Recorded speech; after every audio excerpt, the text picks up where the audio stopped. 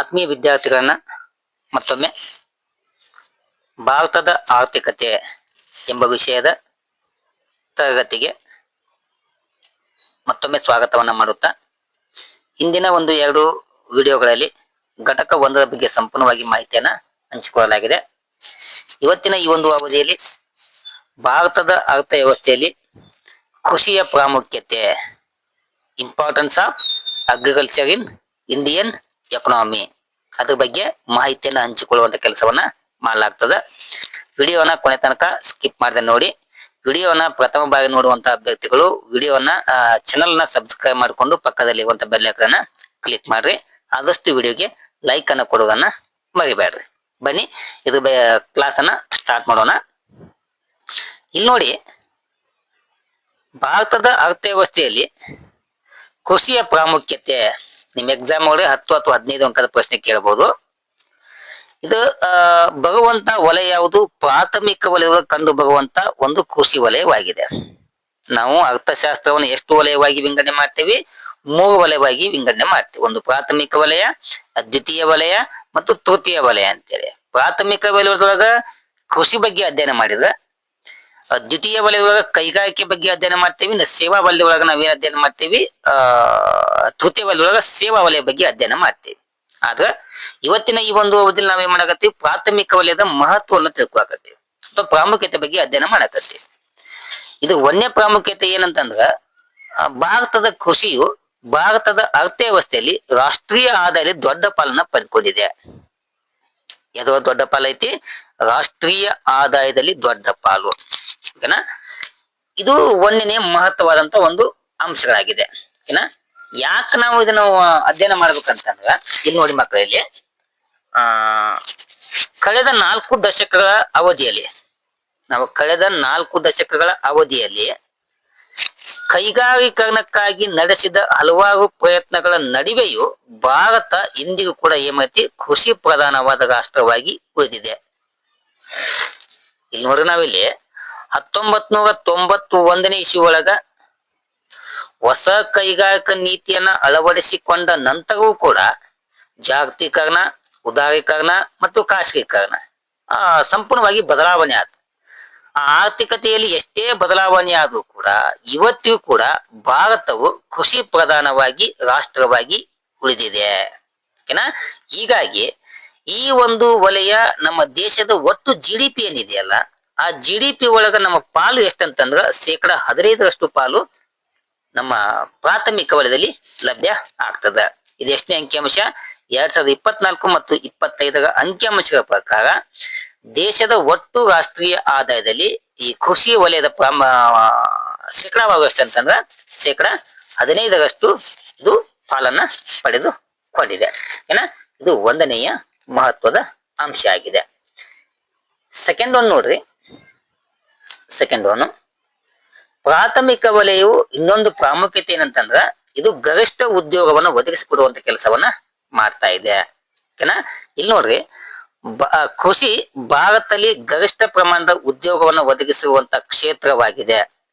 ನಾವೇನ ಪ್ರಾಥಮಿಕ ವಲಯ, ದ್ವಿತೀಯ ವಲಯ ಮತ್ತು ತೃತೀಯ ವಲಯ ಅಂತ ಏನು ವಿಂಗಡಣೆ ಮಾಡ್ತೇವಲ್ಲ, ಈ ವಲಯ ಮತ್ತು ಈ ವಲಯಕ್ಕಿಂತ ಅತಿ ಹೆಚ್ಚು ಉದ್ಯೋಗ ಅವಕಾಶವನ್ನು ಒದಗಿಸಿಕೊಡುವಂತ ವಲಯ ಯಾವಂತಂದ್ರ ಇದು ಯಾವುದು? ಪ್ರಾಥಮಿಕ ವಲಯ ಅಥವಾ ಕೃಷಿ ವಲಯ. ಇದು ದೇಶದಲ್ಲಿ ಅತಿ ಹೆಚ್ಚು ಉದ್ಯೋಗ ಅವಕಾಶವನ್ನು ಒದಗಿಸಿಕೊಡುವಂತ ವಲಯ ಆಗಿದೆ. ಯಾಕಂತಂದ್ರ 67%ಕ್ಕಿಂತಲೂ ಅಧಿಕ ಸಂಖ್ಯೆಯ ಜನರು ನಾವು ಈ ವಲಯವನ್ನ ಅವಲಂಬಿಸಿದ್ದೇವೆ. ಯಾವ ವಲಯವನ್ನ? ಅತಿ ಹೆಚ್ಚು ಉದ್ಯೋಗವನ್ನು ಒದಗಿಸಿಕೊಡುವಂತ ವಲಯ ಇದಾಗಿದೆ. ಎಷ್ಟಂತಂದ್ರ 67%ಕ್ಕಿಂತಲೂ ಅಧಿಕ ಜನಸಂಖ್ಯೆ ಅಥವಾ ಜನರು ಈ ಕೃಷಿಯನ್ನ ಮುಖ್ಯ ಕಸಬುವಾಗಿ ಅವಲಂಬನೆಯನ್ನ ಹೊಂದಿದ್ದಾರೆ. ಹಾಗೂ ಇದು ಬಹುಜನರ ಜೀವನ ಆಧಾರದ ಕಸಬಾಗಿ ಉಳಿದಿದೆ. ಹೀಗಾಗಿ ಈ ಕೃಷಿಯ ಪ್ರಾಮುಖ್ಯತೆ ಏನಂತಂದ್ರ, ಇದು ಅತಿ ಹೆಚ್ಚು ಉದ್ಯೋಗವನ್ನ ಒದಗಿಸಿಕೊಡುವಂತ ವಲಯ ಆಗಿದೆ. ಇದು ಎರಡನೆಯ ಪ್ರಾಮುಖ್ಯತೆ ಅಂಶ. ನೆಕ್ಸ್ಟ್ ಒನ್ ನೋಡ್ರಿ, ನೆಕ್ಸ್ಟ್ ಒನ್ ಏನು? ಆಹಾರದ ಪೂರೈಕೆ. ಓಕೆನಾ? ಇಲ್ಲಿ ನೋಡ್ರಿ, ಮಾನವ ಬದುಕ್ಬೇಕಂತಂದ್ರ, ಮಾನವ ಜೀವಿಸ್ಬೇಕಂತಂದ್ರ ನಾವು ಮಿಷನ್ಗಳನ್ನ ತಿನ್ನಕ ಆಗೋದಿಲ್ಲ, ಫೋನನ್ನ ತಿನ್ನಕ್ ಆಗೋದಿಲ್ಲ. ನಾವು ಮಾನವ ಬದುಕ್ಬೇಕಂತಂದ್ರ ನಾವ್ ಹೆಚ್ಚಾಗಿ ಏನ್ ಬಳಸ್ಬೇಕಾಗ್ತದ, ಈ ಫುಡ್ ಅನ್ನ ಅಥವಾ ಆಹಾರವನ್ನ ನಾವು ಸೇವನೆ ಮಾಡ್ಬೇಕಾಗ್ತದ. ಹೀಗಾಗಿ ದೇಶದಲ್ಲಿ ಬೃಹತ್ ಆಕಾರವಾಗಿ ಬೆಳೆಯುವಂತ ಜನಸಂಖ್ಯೆಗೆ, ನಮ್ಮ ಭಾರತ ದೇಶದ ಜನಸಂಖ್ಯೆ ಏನಿದೆಯಲ್ಲ, ಪ್ರಸ್ತುತವಾಗಿ 143 ಕೋಟಿ ಜನಸಂಖ್ಯೆನ ಹೊಂದಿದೆ.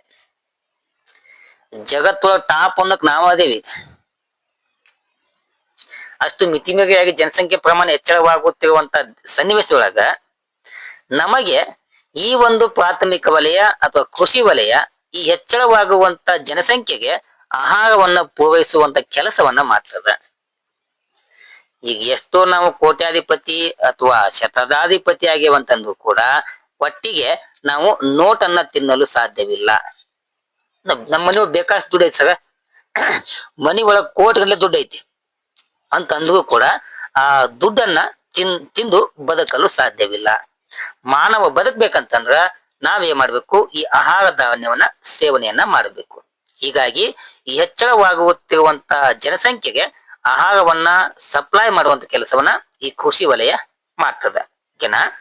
1950 ಮತ್ತು 51ರಲ್ಲಿ ದೇಶದ ಆಹಾರ ಧಾನ್ಯದ ಉತ್ಪಾದನೆ ಪ್ರಮಾಣ 50.2 ಮಿಲಿಯನ್ ಟನ್ ಇತ್ತು. ಯಾವಾಗಿದ ಸ್ವಾತಂತ್ರ್ಯ ಸಿಕ್ಕ ನಂತರ 1951 ಮತ್ತು 50 ಮತ್ತು 51ರ ಅಂಕಿಅಂಶಗಳ ಪ್ರಕಾರ ಉತ್ಪಾದನೆ ಪ್ರಮಾಣ ಎಷ್ಟಿತ್ತು? 50.2 ಇತ್ತು. ಅದಾದ್ಮೇಲೆ 2023 ಮತ್ತು 24ರಲ್ಲಿ ಸಿಕ್ಕಂತ ಅಂಕಿಅಂಶಗಳ ಪ್ರಕಾರ ದೇಶದ ಆಹಾರ ಧಾನ್ಯಗಳ ಉತ್ಪಾದನೆ ಪ್ರಮಾಣ 330.5 ಮಿಲಿಯನ್ ಟನ್ದಷ್ಟು ಹೆಚ್ಚಳವನ್ನ ಸಾಧಿಸಿದೆ. ಅದರಲ್ಲಿ ಕೂಡ 1960 ಮತ್ತು 70ರ ದಶಕದೊಳಗ ಏನ ಕೃಷಿ ಒಳಗ ಹಸಿರು ಕ್ರಾಂತಿ ಬಳಕೆ ಮಾಡ್ಕೊಂಡ್ವಲ್ಲ, ಆ ಹಸಿರು ಕ್ರಾಂತಿಯನ್ನ ಬಳಕೆ ಮಾಡ್ಕೊಂಡ್ಮೇಲೆ ನಾವು ಆಹಾರ ಧಾನ್ಯದ ಉತ್ಪಾದನೆಯಲ್ಲಿ ನಾವೇನ್ ಮಾಡಕತ್ತೀವಿ, ಸ್ವಾವಲಂಬನೆಯನ್ನ ಸಾಧಿಸುವಂತ ಕೆಲಸವನ್ನ ಮಾಡಕತ್ತೇವೆ. ಹೀಗಾಗಿ ಹೆಚ್ಚಳವಾಗುತ್ತಿರುವಂತ ಜನಸಂಖ್ಯೆಗೆ ಅಥವಾ ದೇಶದ ಜನಸಂಖ್ಯೆಗೆ ಆಹಾರ ಧಾನ್ಯವನ್ನ ಸಪ್ಲೈ ಮಾಡುವಂತ ವಲಯ ಯಾವಂತಂದ್ರ ಅದು ಕೃಷಿ ವಲಯವಾಗಿದೆ. ಇದು ಮೂರನೆಯ ಒಂದು ಪ್ರಾಮುಖ್ಯತೆ. ಇದಾದ್ಮೇಲೆ ಇನ್ನೊಂದು ಯಾವಂತಂದ್ರ ನಾಲ್ಕನೇದು ಕೈಗಾರಿಕಾ ಅಭಿವೃದ್ಧಿ. ಓಕೆನಾ. ಭಾರತದಲ್ಲಿ ಕೃಷಿ ಕೈಗಾರಿಕಾ ಅಭಿವೃದ್ಧಿಗೆ ತನ್ನದೇ ಆದ ಕೊಡುಗೆಯನ್ನ ಸಲ್ಲಿಸುತ್ತಿದೆ. ಇದು ಡೆವಲಪ್ಮೆಂಟ್ ಆಗ್ಬೇಕಂತಂದ್ರ ಯಾವುದು, ದ್ವಿತೀಯ ವಲಯ ಅಥವಾ ಕೈಗಾರಿಕೆಯು ಡೆವಲಪ್ಮೆಂಟ್ ಆಗ್ಬೇಕಂತಂದ್ರ ಅದಕ್ಕೆ ಆಧಾರ ಯಾವಂತಂದ್ರ ಈ ಕೃಷಿ ವಲಯ. ಇದನ್ನ ಬಿಟ್ಟರೆ ಈ ಡೆವಲಪ್ಮೆಂಟ್ ಆಗೋದಿಲ್ಲ, ಇದನ್ನ ಬಿಟ್ಟರೆ ಈ ಡೆವಲಪ್ಮೆಂಟ್ ಆಗೋದಿಲ್ಲ. ಒಂದಕ್ಕೊಂದು ಸಹ ಸಂಬಂಧವನ್ನು ಹೊಂದಿರುವಂತ ವಲಯಗಳಾಗಿವೆ. ಯಾಕಂತಂದ್ರ ಇಲ್ಲಿ ನೋಡ್ರಿ, ಕೃಷಿ ಕೈಗಾರಿಕೆಗಳಲ್ಲಿ ಉದ್ಯೋಗ ನಿರತವಾಗಿರುವಗೆ, ಕೃಷಿ ಕೈಗಾರಿಕೆಯಲ್ಲಿ ಏನ್ ಉದ್ಯೋಗ ಮಾಡಕತ್ತಾರಲ್ಲ ಅವಾಗೆ ಆಹಾರ ಧಾನ್ಯವನ್ನ ಸಪ್ಲೈ ಮಾಡುವಂತ ಕೆಲಸವನ್ನ ಮಾಡ್ತದ. ಸಪ್ಲೈ ಮಾಡೋದು ಅಷ್ಟೇ ಅಲ್ಲ, ಆ ಕೈಗಾರಿಕೆಯಲ್ಲಿ ಏನ್ ವಸ್ತು ಉತ್ಪಾದನೆ ಮಾಡ್ತಾರಲ್ಲ ಅವುಗಳಿಗೆ ಮಾರುಕಟ್ಟೆಯನ್ನು ಒದಗಿಸುವಂತ ಕೆಲಸವನ್ನ ಈ ಕೃಷಿ ವಲಯ ಮಾಡ್ತದ. ಒಂದು ಕೈಗಾರಿಕೆಯಲ್ಲಿ ಕೆಲಸ ಮಾಡುವಂತ ಜನರಿಗೆ ಫುಡ್ ಸಪ್ಲೈ ಮಾಡ್ತದ. ಇನ್ನ ಕೈಗಾರಿಕೆಯಲ್ಲಿ ಏನು ವಸ್ತು ಉತ್ಪಾದನೆ ಆಗ್ತಾವಲ್ಲ ಆ ವಸ್ತುಗಳನ್ನ ಕೊಂಡ್ಕೊಳ್ಳೋದು ಯಾಕಂತಂದ್ರ ಈ ಕೃಷಿ ವಲಯದಲ್ಲಿ ಕೆಲಸ ಮಾಡುವಂತ ಕಾರ್ಮಿಕರು ಆ ವಸ್ತುವನ್ನ ಕೊಂಡುಕೊಳ್ಳುವುದರ ಮೂಲಕ ಅವ್ ನಾವೇನ್ ಮಾಡ್ತೀವಿ, ಮಾರುಕಟ್ಟೆಯನ್ನು ಒದಗಿಸಿಕೊಡುವಂತ ಕೆಲಸವನ್ನ ಮಾಡ್ತೇವೆ. ಓಕೆನಾ. ಅದಾದ್ಮೇಲೆ ನೋಡ್ರಿ, ಇಷ್ಟೇ ಅಲ್ಲದೆ ಹತ್ತಿ, ಬಟ್ಟೆ, ಸೆಣಬು, ಸಕ್ಕರೆ, ವನಸ್ಪತಿ ಮುಂತಾದ ಕೈಗಾರಿಕೆಗಳಿಗೆ ಕಚ್ಚಾ ವಸ್ತುಗಳನ್ನ ಸಪ್ಲೈ ಮಾಡುವಂತ ಏಕೈಕ ವಲಯ ಅಂತಂದ್ರ ಅದು ನಮ್ಮ ಪ್ರಾಥಮಿಕ ವಲಯ ಅಥವಾ ಕೃಷಿ ವಲಯ ಆಗಿದೆ. ಹೀಗಾಗಿ ಇದು ಮತ್ತೊಂದು ಆಗುವಂತ ಪ್ರಾಮುಖ್ಯತೆ. ನೆಕ್ಸ್ಟ್ ಒಂದು ನೋಡ್ರಿ, ವಿದೇಶಿ ವ್ಯಾಪಾರಕ್ಕೆ ಕೊಡುಗೆ ಕೊಡುವಂತ ಕೆಲಸವನ್ನ ಮಾಡ್ತದ. ಇಲ್ಲಿ ನೋಡ್ರಿ, ಬಹಳ ಹಿಂದಿನಿಂದಲೂ ವಿದೇಶಿ ವ್ಯಾಪಾರ ಕ್ಷೇತ್ರಕ್ಕೆ ಕೃಷಿ ಕ್ಷೇತ್ರಕ್ಕೆ ಕೊಡುಗೆ ಅಪಾರವಾಗಿದೆ. ಅದರಲ್ಲಿ ಕೂಡ ಅತಿ ಪ್ರಮುಖವಾಗಿ ನಾವು ಏನು ಸಪ್ಲೈ ಮಾಡ್ತೇವೆ ಅಂತಂದ್ರ ಒಂದು ಹತ್ತಿ ಬಟ್ಟೆಯನ್ನ ವಿದೇಶಗಳಿಗೆ ರಫ್ತು ಮಾಡುವಂತ ಕೆಲಸವನ್ನ ಮಾಡ್ತೀವಿ.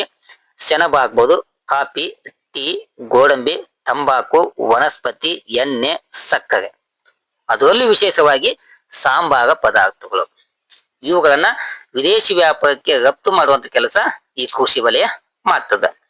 ಅದ್ರ ಪ್ರಮಾಣ ಎಷ್ಟಂತಂದ್ರ ಇಲ್ಲಿ ನೋಡ್ರಿ, 2024 ಮತ್ತು 25ರಲ್ಲಿ ಈ ಕೃಷಿ ವಲಯದ ಒಟ್ಟು ರಫ್ತಿನ ಪ್ರಮಾಣ ಎಷ್ಟಂತಂದ್ರ $51.86 ಬಿಲಿಯನ್ ನಾವೇ ಮಾಡೀವಿ ಆ ಕೃಷಿ ವಸ್ತುಗಳನ್ನ ಬೇರೆ ದೇಶಕ್ಕೆ ರಫ್ತು ಮಾಡುವಂತ ಕೆಲಸವನ್ನ ಮಾಡಿವೆ. ಎಷ್ಟು? $51.86 ಬಿಲಿಯನ್ ಮೌಲ್ಯದ ವಸ್ತುಗಳನ್ನ ನಾವು ವಿದೇಶಗಳಿಗೆ ರಫ್ತು ಮಾಡುವುದರ ಮೂಲಕ ಈ ವಿದೇಶಿ ವ್ಯಾಪಾರಕ್ಕೆ ಈ ಕೃಷಿ ತನ್ನದೇ ಆದ ಕೊಡುಗೆಯನ್ನು ಕೊಡುವಂತ ಕೆಲಸವನ್ನ ಮಾಡಿದೆ. ಓಕೆನಾ? ಇದು ಮತ್ತೊಂದು ಅಂಶ. ನೆಕ್ಸ್ಟ್ ನೋಡ್ರಿ, ಸರ್ಕಾರಕ್ಕೆ ಆದಾಯ. ಇಲ್ಲಿ ನೋಡ್ರಿ, ಕೃಷಿ ಸರ್ಕಾರಕ್ಕೆ ಆದಾಯವನ್ನು ತರುವಂತ ಪ್ರಮುಖ ಮೂಲವಾಗಿದೆ. ಅದು ದೇಶದಲ್ಲಿನ ಅಧಿಕ ಸಂಖ್ಯೆಯ ಜನರ ತಲಾದಾಯವನ್ನು ಹೆಚ್ಚಿಸುವುದರ ಮೂಲಕ ಅವರ ತೆರಿಗೆಯನ್ನು ಕಟ್ಟುವಂತ ಸಾಮರ್ಥ್ಯವನ್ನು ವೃದ್ಧಿಗೊಳಿಸುತ್ತದೆ. ಒಂದು ತಲಾದಾಯ ಹೆಚ್ಚಿಗೆ ಆಗ್ತದೆ. ತಲಾದಾಯ ಹೆಚ್ಚಳವಾದಂತೆ ಅವ ಟ್ಯಾಕ್ಸ್ ಕಟ್ಟುವಂತ ಸಾಮರ್ಥ್ಯ ಕೂಡ ಹೆಚ್ಚಳವಾಗ್ತದೆ. ಅವು ಟ್ಯಾಕ್ಸ್ ಕಟ್ಟುವಂತ ಸಾಮರ್ಥ್ಯ ಹೆಚ್ಚಳವಾತಂತಂದ್ರ ರಾಷ್ಟ್ರೀಯ ಆದಾಯಕ್ಕೆ ಇದ್ರ ಕೊಡುಗೆ ಏನಾಗ್ತದೆ? ಹೆಚ್ಚಳವಾಗುವಂತ ಸಂಭವ ಇರ್ತದೆ. ಇದು ಮತ್ತೊಂದು ಪ್ರಾಮುಖ್ಯತೆ. ನೆಕ್ಸ್ಟ್ ನೋಡ್ರಿ, ಬಂಡವಾಳ ಸಂಚಯನದ ಮೂಲ. ಈ ಪ್ರಾಥಮಿಕ ವಲಯ ಎಂಬುದು ಅಥವಾ ಕೃಷಿ ವಲಯ ಅನ್ನೋದು ಈ ಬಂಡವಾಳ ಸಂಚಯನದ ಪ್ರಮುಖ ಮೂಲವಾಗಿದೆ. ಹೆಂಗಂತಂದ್ರ ಭಾರತದಲ್ಲಿ ಕೃಷಿ ಬಂಡವಾಳ ಸಂಚಯನದ ಪ್ರತ್ಯಕ್ಷ ಮತ್ತು ಪರೋಕ್ಷವಾದ ಮೂಲವಾಗಿದೆ. ಇದು ಪ್ರತ್ಯಕ್ಷನೂ ಹೌದು, ಪರೋಕ್ಷ ಮೂಲನೂ ಕೂಡ ಹೌದು. ಅಧಿಕ ಸಂಖ್ಯೆಯ ಜನರು ಕೃಷಿಯನ್ನು ಅವಲಂಬಿಸಿದ್ದರಿಂದ ಉಳಿತಾಯ ಮತ್ತು ಬಂಡವಾಳ ಸಂಚಯನ ಕೃಷಿಯಿಂದ ಆಗುತ್ತಿದೆ. ಇಲ್ಲಿ ನೋಡ್ರಿ, 67% ಜನ ಈ ಕೃಷಿ ವಲಯವನ್ನ ಅವಲಂಬನೆ ಮಾಡ್ಯಾರ ಅಂತ ಹೇಳಿ ನಾನು.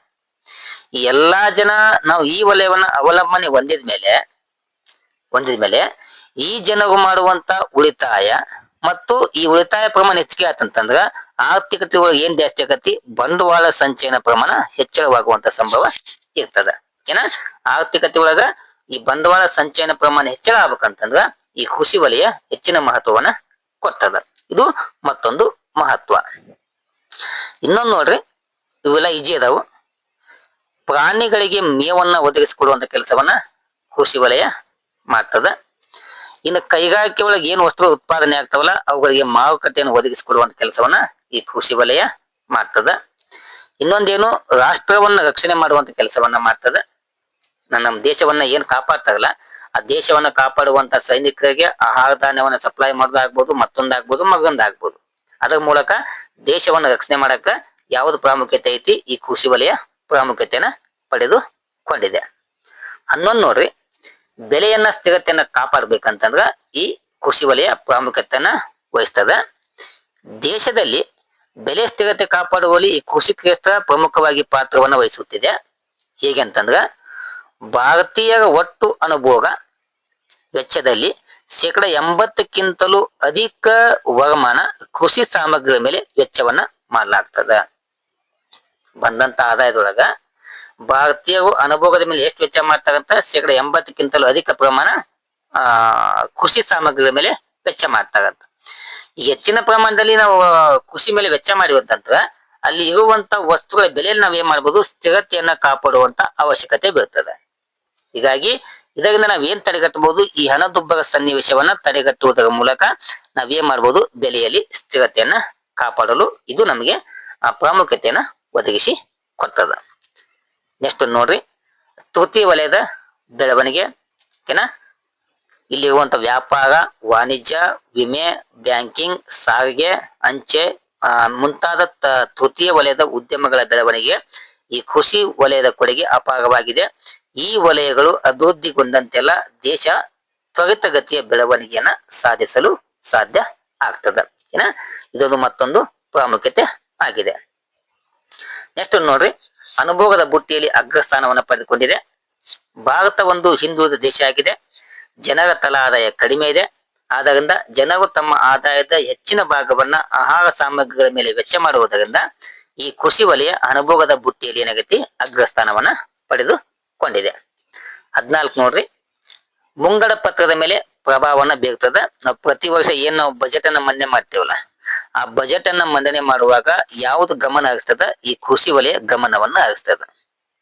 ಅದಕ್ಕೆ ಕೊಡುವಂತ ಸಹಾಯಧನ ಆಗ್ಬೋದು, ಸಬ್ಸಿಡಿಗಳಾಗ್ಬೋದು, ಟ್ಯಾಕ್ಸ್ ಆಗ್ಬೋದು, ಅಥವಾ ಅದಕ್ಕೆ ಪ್ರತ್ಯೇಕವಾಗಿ ಮಂಡನೆ ಮಾಡುವಂತ ಬಜೆಟ್ಗಳಾಗ್ಬೋದು. ಹೀಗಾಗಿ ಈ ಕೃಷಿ ವಲಯ ಬಜೆಟ್ ಮೇಲೆ ಪ್ರಭಾವವನ್ನ ಬೀರ್ತದ. ಇನ್ನೊಂದು ಯಾವುದು? ರಾಜಕೀಯ ಮತ್ತು ಸಾಮಾಜಿಕ ಮಹತ್ವವನ್ನ ಪಡೆದುಕೊಂಡಿದೆ. ಯಾಕಂತಂದ್ರ ಭಾರತದಲ್ಲಿ ಕೃಷಿ ರಾಜಕೀಯ ಮತ್ತು ಸಾಮಾಜಿಕ ಮಹತ್ವ ಪಡೆದುಕೊಂಡಿದೆ. ಸಾಮಾಜಿಕವಾಗಿ ನಾವು ಸೌಹಾರ್ದತೆ, ರಾಜಕೀಯ ಸ್ಥಿರತೆಯನ್ನು ಕಾಪಾಡುವಲ್ಲಿ ರೈತರು ನಿರ್ಣಾಯಕವಾದ ಪಾತ್ರವನ್ನ ವಹಿಸುತ್ತಾರೆ. ರೈತ ಒಬ್ಬ ಮನಸ್ಸು ಮಾಡಿದಂತಂದ್ರ ರಾಜಕೀಯ ಆಗ್ಬೋದು ಮತ್ತು ಸಾಮಾಜಿಕ ಆಗ್ಬೋದು ಹಲವಾರು ಬದಲಾವಣೆಗಳನ್ನ ತರಲು ಸಾಧ್ಯ ಇದೆ. ಓಕೆನಾ? ಇಷ್ಟು ವಿದ್ಯಾರ್ಥಿಗಳೇ ಭಾರತದ ಆರ್ಥಿಕತೆಯಲ್ಲಿ ಈ ಕೃಷಿ ವಲಯ ಪಡೆದುಕೊಂಡಿರುವಂತಹ ಪ್ರಮುಖ 15 ಪ್ರಾಮುಖ್ಯತೆ ಅಂಶಗಳು ಆಗಿವೆ. ಈ 15 ನೀವು ಎಕ್ಸಾಮ್ ಒಳಗೆ ಬರೆದು ನೀವ್ ಏನ್ ಮಾಡ್ಬೇಕು, ವಿವರಣೆ ಮಾಡುವಂತ ಕೆಲಸವನ್ನ ಮಾಡಿದ್ರೆ ನೀವು ಸುಲಭವಾಗಿ ಮಾಡ್ಬೋದು, ಅಂಕಗಳನ್ನ ಪಡ್ಕೋಬಹುದು. ಓಕೆನಾ? ಇಲ್ಲಿಯ ತನಕ ವಿಡಿಯೋನ ವೀಕ್ಷಣೆ ಮಾಡಿದಂತ ಎಲ್ಲ ವಿದ್ಯಾರ್ಥಿಗಳಿಗೆ ಮತ್ತು ಅಭ್ಯರ್ಥಿಗಳಿಗೆ ಧನ್ಯವಾದಗಳನ್ನ ಹೇಳ್ತಾ ಇವತ್ತಿನ ಈ ಒಂದು ದಿನ ಇಲ್ಲಿಗೆ ಮುಗಿಸ್ತೇನೆ. Thank you. ನಮಸ್ಕಾರ.